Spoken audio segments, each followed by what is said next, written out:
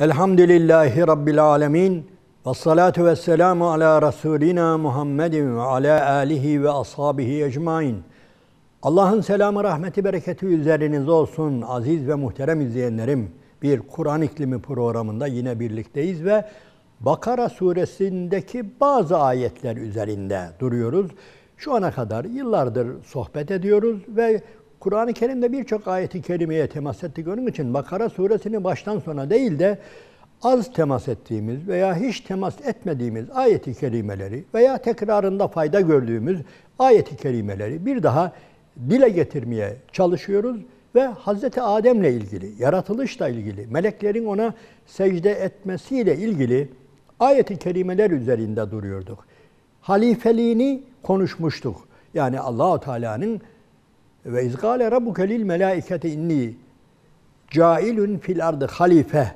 Yani ben yeryüzünde bir halife var edeceğim, yaratacağım ayet-i kerimesi üzerinde epeyce durmuştuk. Şimdi meleklerin Adem'e secde etmesi konusuna biraz daha temas edelim. Hepimiz bir şeyler biliyoruz ama muhterem izleyenlerim, önce şunu unutmayalım. Bu Allah'ın emridir. Yani insanın insana secde etmesi veya bir başka mahlukun, bir başka meleklerin insana secde etmesi, arada kimse olmadan secde etmesi ibadettir. Yani diyelim ki siz birisine hiç kimsenin şeysi olmadan secde ediyorsanız bu bir ibadettir. Ama size bir emir veren var. Buna secde et.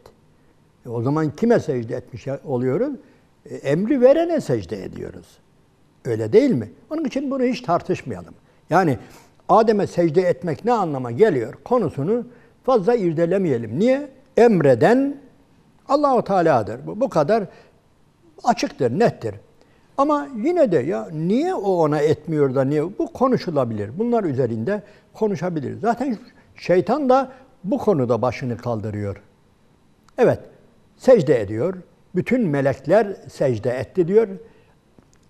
İblis hariç. Ve iz kulna lil melâiketi iscudû li Âdeme fesecedû illâ iblis. Eba ve istekbera ve kâne minel kâfirin. Diretti diyor, secde etmedi ve o kafir oldu. Kafir idi, kafir oldu anlamları var. İkisi de var. Muhterem izleyenlerim, söylediğim gibi Kur'an-ı Kerim'de bir secde olayı da biliyorsunuz Hazreti Yusuf'a babasının ve annesinin, kardeşlerinin diyelim ki secde etmesi var. Yusuf suresinde bunu görüyoruz. Bu da ibadet değildir. Bu da ibadetten ziyade bir anlamda saygıdır, bir anlamda bazı şeyleri kabullenmektir. Hazreti Yusuf'un meziyetini, faziletini, erdemini, sabrının neticesinde ulaştığı yeri kabul anlamındadır. Burada da ibadet yoktur. Hatta bazı alimlerimiz demişlerdir ki bizden önceki ümmetlerde böyle bazı şeyler vardı ama daha sonraki son ümmetlerde bu kesinlikle kaldırılmıştır.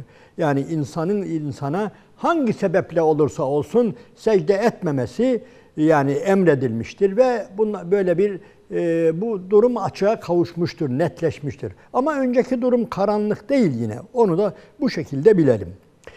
Muhterem izleyenlerim, yalnız iblisin diretmesi konusuna biraz daha temas etmek istiyorum. Burada önemli bir olay vardır. Bu olayı da biz sadece bu surede değil, başka surelerden de destek alarak, çünkü bu olay biliyorsunuz başka surelerde de anlatılıyor. Ama İsra suresindeki anlatımda bir iki kelime var. O bizim ufkumuzu genişletiyor. Yani burada söylemediğini söylüyor Allahu Teala. Ve izgunna lil melâiketi iscudû li Âdem'e. Aynen ayeti tekrarlıyor. Fakat orada iblis diyor ki "Kâle escudü limen halakte tînâ." Demek çamurdan yarattığına ben secde edeceğim. Ha? Şimdi diyeceksiniz ki efendim bu olayı başka yerlerde de işte ben şeyden yaratıldım, ateşten yaratıldım. İşte Adem'i topraktan yarattın, onun için ben secde etmem diyor. Bunun farkı nedir? Farkı şudur, dikkat edin. Kâle escudü limen halakte tînâ. Demek ben çamurdan yarattığına secde edeceğim. Ha? Muhteremler, suçu büyütmek değil de bu kelimelerin muhtevasına baktığımızda bir şeyler görüyoruz.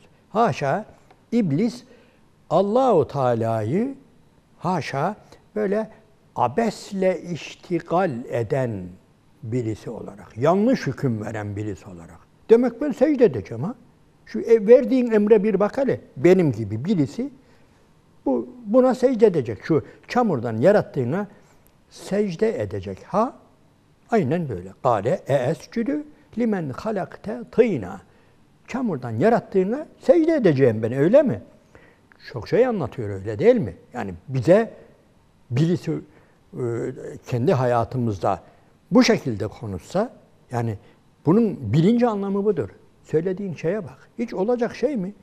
Yani verdiğin emre bak hele.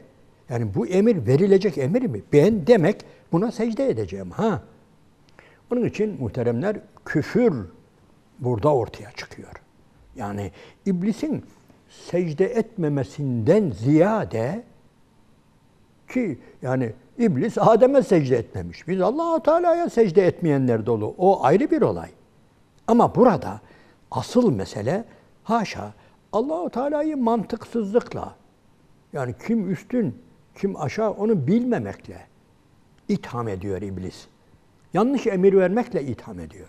Olacak şey mi yani şu senin dediğin falan? Yani biz eğer birisine böyle söylesek bu dünya hayatında nedir? Aynen bu ithamda bulunmuş oluruz, öyle değil mi? Söylediğin şeye bak hele. Hiç yapılacak şey mi? Bana verdiğin emre, bana söylediğin söze bak hele. Yani hiç yerine getirilebilecek bir şey mi şu senin söylediğin? Akıl var, mantık var deriz biz, öyle değil mi? İblis de öyle demek istiyor. Yani Allah-u Teala'yı bu şekilde itham ediyor. Yanlış emir vermekle, tutarsızlıkla.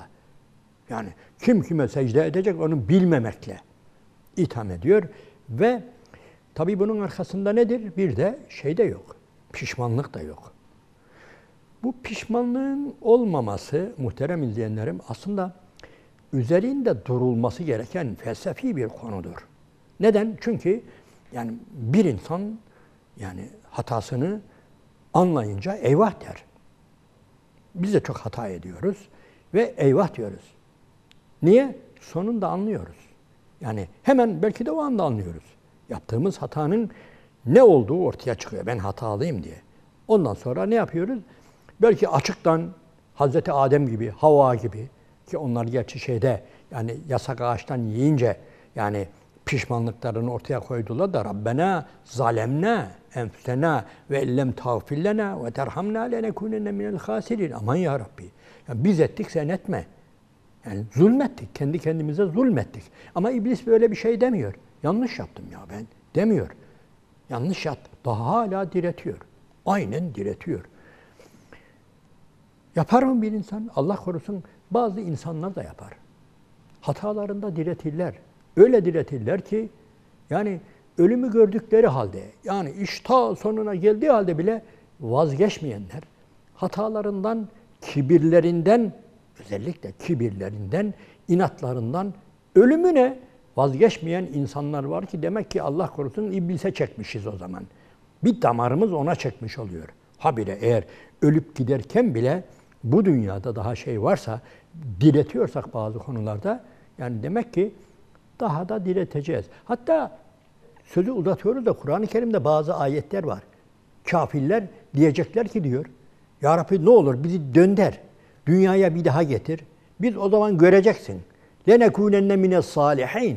Biz o zaman yani sadakada vereceğiz, salihlerden de olacağız, şu bu falan fişman, birçok şeyler. Ama Allah-u Teala, dikkat edin haşa, zalimliğinden veya ne bileyim başka bir şeyden dolayı değil.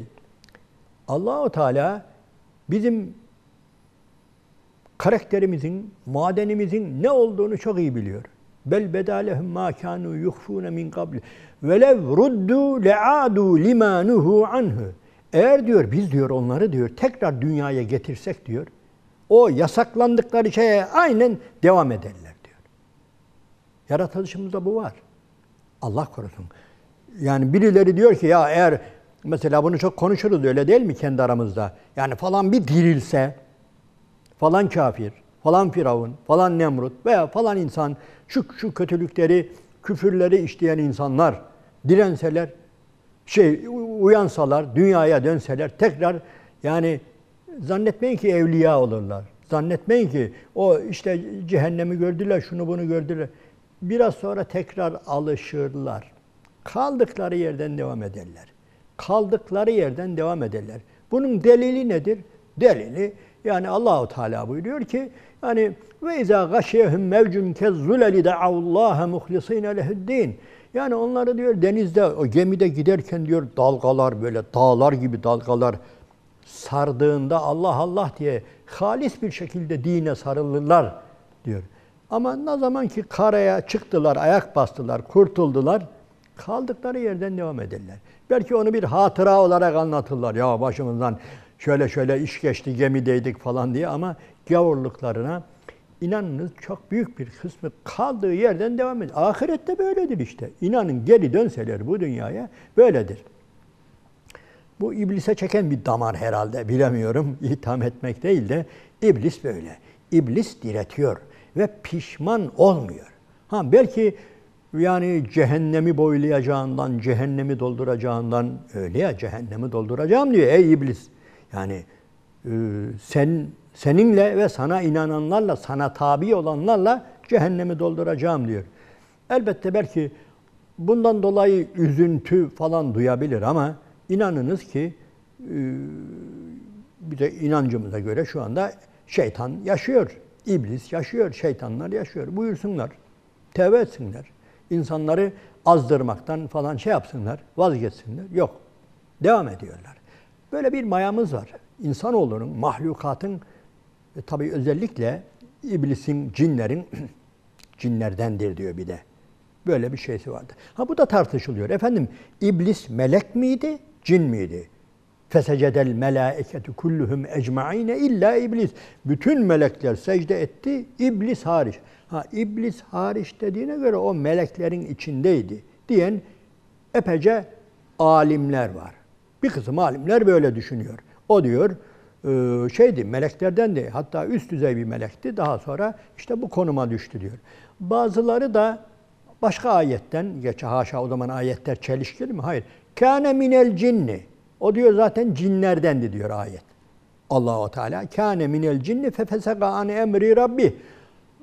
Rabbinin emrinden dışarı çıktı, fırladı, gitti buyuruyor. Onun için demek ki meleklerden değildi. Fakat bir kısım dil bilgiciler, kendi aralarında dil bilimciler, gramerciler, nahü, sarf alimleri diyorlar ki, efendim işte istisna edildiğine göre demek ki meleklerdendir diyenler. Fakat bir kısmı da diyor ki, bazen diyor mesela Arapçada istisna-i munkatı vardır. Nedir? Aynı cinsten olmadığı halde istisna edilebilir diyor. Mesela denir ki diyor, bu Araplarda da var demek ki, sürü geldi, çoban hariç. Böyle bir cümle kurulabilir mi? Kurulabilir. Halbuki çoban sürüden koyun değildir, keçi değildir, öyle değil mi? Ama nedir? O sürüyle beraber ya. O sürüyle beraber ya. Onun için o oradan istisna edilerek kullanılabilir dil bilgisi kuralı olarak. Onun için demek ki iblisin öncesi iyiymiş. Yani Allah-u Teala'ya güzelce ibadet edenlerden birisiymiş. Adı da öyle çıkmış herhalde. Ondan sonra oradan indirilmiş o makamdan. Muhterem izleyenler, sözü uzatıyoruz ama burada bir olaya bir daha dikkatinizi çekmek istiyorum. Başka ayetlerde geliyor ama burada da yapalım. İblis diyor ki, Gâle Rabbi, bunu aslında diyor, Araf suresinde diyor ama başka ayette dedi. Gâle Rabbi bimâ agveyteni. Ey benim Rabbim, beni azdırdığından dolayı.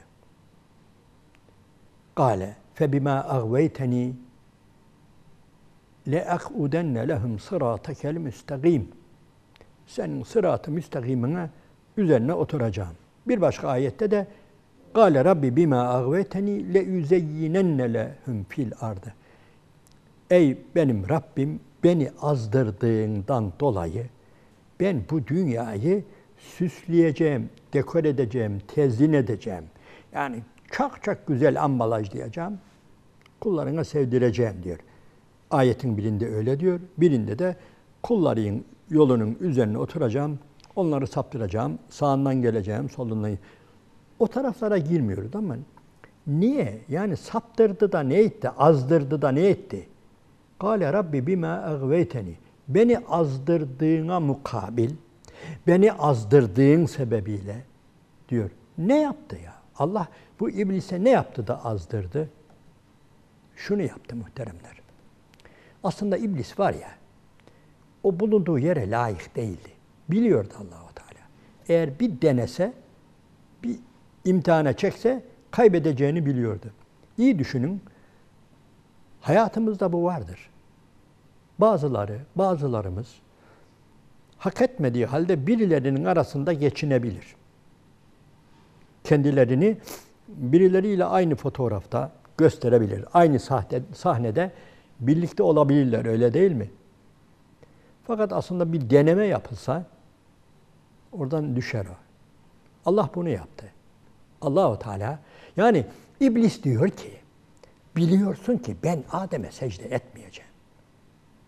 Ha ne olurdu bu emri vermesen, işte geçinip gidiyorduk. Meleklerin arasında Allah'a ibadet eden saygın kişilerden birisi de bendim. İdare edip gidiyorduk. Ama sen benim foyamı ortaya çıkarttın. Zaafımı biliyordun.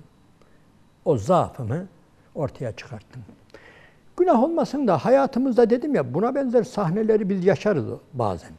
Mesela kendi kendimize deriz ki, mesela günah olmasın da şu adam var ya veya şu oğlum var ya, şeydir ha, yani öyle iyi gözüküyor da aslında istersen bir deneyim, cömertlikte deneyim veya bir hizmette deneyim, foyası ortaya çıkar. Ama ben denemedim. Yani foyasının ortaya çıkmasını istemediğinden dolayı belki öyle tutar. Ama bazen de ister. Birilerine ispat etmek için. Bak ben demiştim ya, bunun böyle göründüğüne bakmayın, bu buraya layık değildir. Der gibi, olayı anlatabilmek için ben bu misalleri kitaplardan okumaktan ziyade, siz de anlıyorsunuz, hayatın içinden bazen alıyorum. Yani Hz. Adem'in iblisin secde meselesini biraz da veya Allah-u Teala'nın azdırma meselesini biraz da bu şekilde anlarsak Allah'ın izniyle ayet-i kerimeleri biraz daha yani ufkumuzu açacağını biraz daha iyi anlayabileceğimizi, hele bazı saplantılara girmeyeceğimizi tahmin ediyorum. Evet, muhterem izleyenler, bu arada Hristiyanlar tabii buralardan ta başka yerlere gidiyorlar. Yani biliyorsunuz, yani yasak elmadan dolayı, elma değil, o da belli değil. O da Allah-u Teala yasak ağaç. Ve la tagraba hâzihi şecerete fetekûnâ minez-zâlimin. Sakının ha, şu ağaçtan yemeyin, yaklaşmayın diyor. Bu ağaca yaklaşmayın, zalimlerden olursunuz diyor. Ağacın cinsini, meyvenin neyse adını demiyor. Gerek yok. Onun için bazı şeyleri fazla irdelemeye gerek yok. Ne olur o zaman? Hikmetinden dışarı çıkmış oluruz. Bu bir bilgi değildir. Yani birisi çıkıp da ben o ağacı biliyorum ha demesi, inan o kişinin ilmini, bilgisini artırmaz. Niye? Allah-u Teala haber, eğer lazım olsaydı, lüzumlu bir şey olsaydı haber verirdi. İsimler de böyle, öyle değil mi? Kur'an-ı Kerim'de çok az isim vardır.